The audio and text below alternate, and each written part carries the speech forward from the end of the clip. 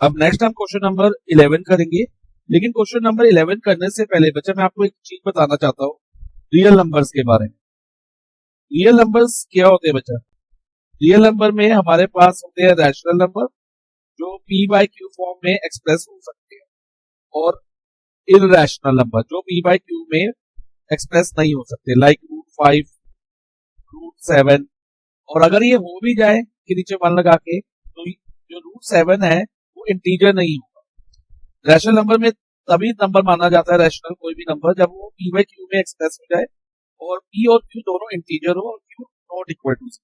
लेकिन √7, √5 इंटीजर्स नहीं है। ओके, तो ये जो होते हैं इररेशनल नंबर। तो रियल नंबर्स में रैशनल नंबर और इररेशनल नंबर दोनों आते हैं। इस क्वेश्चन को करने से पहले ये चीज आप अपने माइंड में रखो, तो आपके लिए क्वेश्चन करना बहुत आसान होता है। अब हम आते हैं क्वेश्चन पे। क्वेश्चन में लिखा था roots of the quadratic equation x² plus x minus 1 is equal to 0 are.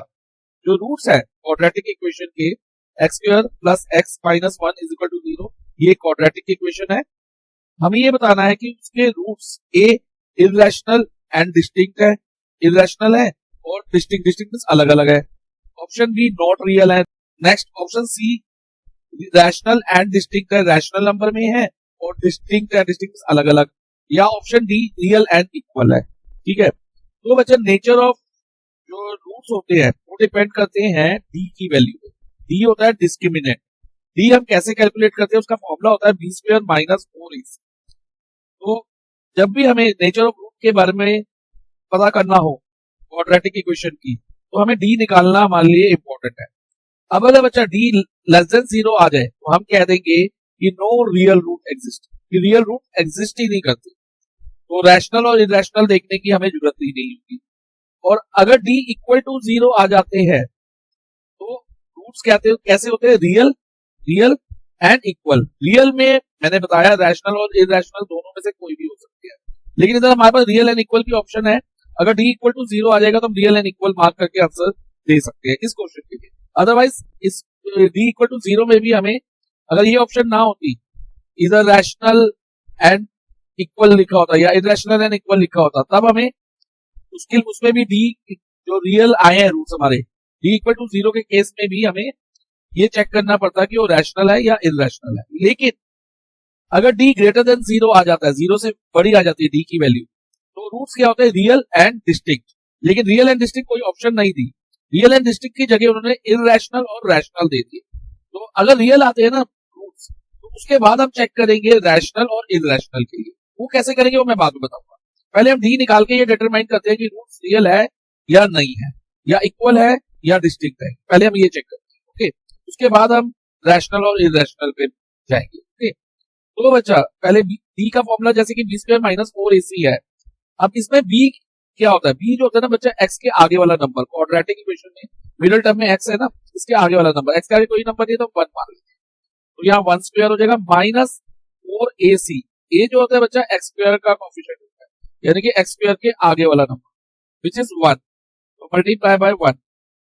Then C for constant term, constant term क्या है इधर -1।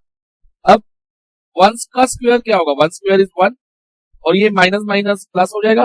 4 बचा, 4 मल्टीप्लाई 1 मल्टीप्लाई 1 4 ही होगा, तो यहाँ 1 प्लस 4 5 हो जाएगा। अब जो डी है वो ग्रेटर देन 0 आ गया, तो हमारी ऑप्शन बी और ऑप्शन डी हट जाएगी, क्योंकि ऑप्शन बी में क्या था? नॉट रियल था।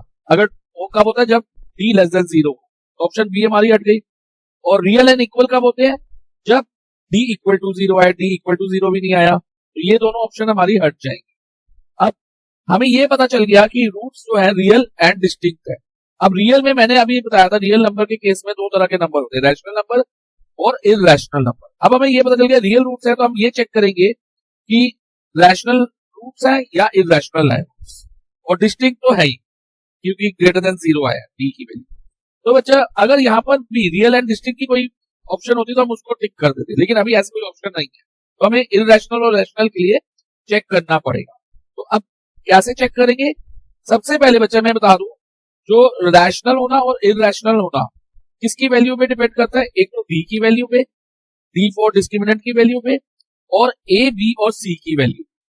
अब अगर बच्चा डी जो हमारा है वो परफेक्ट स्क्वायर आता। अभी तो परफेक्ट स्क्वायर नहीं आया 5। अब परफेक्ट स्क्वायर क्या होता है? जैसे 1 मल्टीप्लाई 1 परफेक्ट स्क्वायर है, 1 का स्क्वायर 1, और 2 मल्टीप्लाई 2 2 स्क्वायर 4 4 परफेक्ट स्क्वायर है, ऐसे 9 परफेक्ट स्क्वायर है, 3 मल्टीप्लाई 3 9। ऐसा कोई नंबर आ जाए तो डी यानी कि परफेक्ट स्क्वायर आ जाए, और ए बी सी भी रैशनल नंबर हो।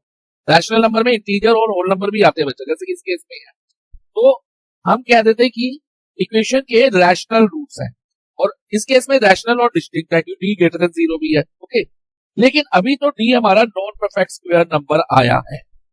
अगर डी बच्चा नॉन परफेक्ट स्क्वायर नंबर हो, जैसे कि 5 नॉन परफेक्ट स्क्वायर नंबर है, किसी का स्क्वायर नहीं है 5, उस केस में जो रूट्स है ना बच्चा, वो इररेशनल नंबर होंगे, इररेशनल होंगे। क्यों इररेशनल होंगे? उसके लिए बच्चा अगर हम रूट्स निकालते हैं, देखो एक्स की वैल्यू निकाले, minus B plus minus root T upon 2 है इसकी वैल्यू। अब अगर हम इसमें रूट टी की वैल्यू डालें, अभी मैं रूट टी की वैल्यू पे ही फोकस कर रहा हूँ, डी की जगह 5 लिखे तो ये रूट 5 हो जाएगा, और रूट 5 क्या है? इररेशनल है। तो हमारा आंसर किसमें आएगा?